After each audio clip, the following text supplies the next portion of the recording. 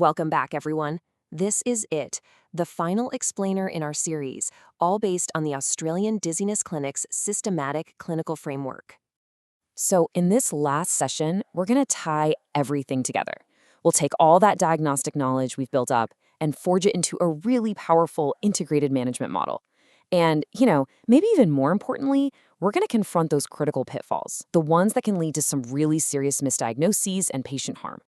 So here's what we've got on tap.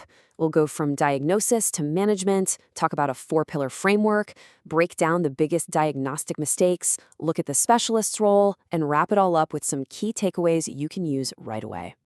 All right, let's get started. We're going to bridge that really important gap, the one between nailing down a diagnosis, using the TiTrATE framework, and actually building a management plan that works.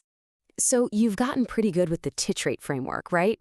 But now comes the real question. How do you take that diagnosis and turn it into a solid management plan, all while steering clear of those career-defining mistakes? That's really the core challenge we're tackling today. Okay, let's really get into this. A truly effective approach for a dizzy patient, well, it's not about just one single thing. It's built on 4 separate, but totally interconnected pillars.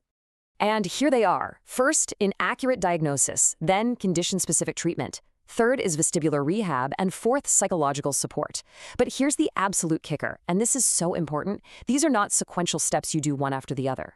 For your patient to get the best possible outcome, you have to be addressing all 4 of these at the same time. So this first pillar is all about getting the diagnosis before you treat.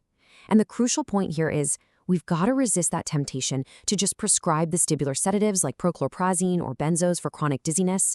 Yeah, they can help in a real acute crisis for a short time, but if you keep using them, you're actually harming the patient. You're delaying the brain's natural ability to compensate and recover.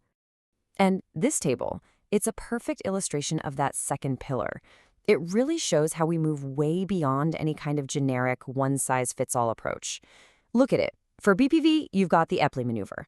For PPPD, it's an integrated plan with SSRIs and physiotherapy. The diagnosis completely dictates the treatment. It's specific and it's evidence-based. Which brings us to pillar number 3. Vestibular rehabilitation. And listen, this is not some optional add-on or an afterthought. For certain conditions like PPPD or bilateral vestibular failure, rehab is the main treatment. And getting that referral in early, it's honestly one of the most powerful things we can do to stop acute dizziness from turning into a long-term disabling problem. And finally, pillar 4. We have to talk about the psychological side of things. The link between our balance system and our emotional centers in the brain, it's just profound. So routinely screening for anxiety and depression, using something like the HADS, and bringing in support like cognitive behavioral therapy, well, that's a core, totally non-negotiable part of excellent vestibular care. Okay, so we've got our gold standard management framework, but now we have to talk about the flip side. We have to look at the diagnostic minefield, those common high-stakes mistakes that can lead to really significant patient harm. So you have to ask, where do even the best-intentioned clinicians tend to go wrong? Well, let's look at the data, because it reveals some, frankly, pretty startling gaps in day-to-day practice that every single one of us needs to know about. Okay, this number right here, you need to burn this into your brain, 16%. That is the sensitivity of a CT scan for an acute posterior fossa stroke. Think about what that means. It's going to miss the overwhelming majority of these strokes. It gives this incredibly dangerous false sense of security. It's not the right test, period. And this quote right here, it just drives the point home. This is the consensus from leading emergency guidelines. I mean, the GRACE 3 guidelines couldn't be any clearer about it.